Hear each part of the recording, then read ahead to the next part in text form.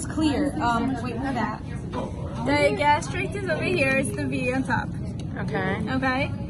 Masseter is the cheek over here. Sternohyoid is this part. Mylohyoid is the top part of the sternohyoid. In between the digastric and the mylohyoid. Sternohyoid. Okay. Alright. Pecto antebrachialis is this part. This. Okay. Pectus major is over here, and you can see a little bit of it over here under the pecto antebrachialis.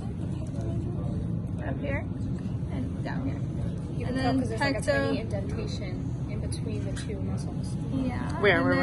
Like that little line. Okay. And then pecto minor is over here. Pectoralis.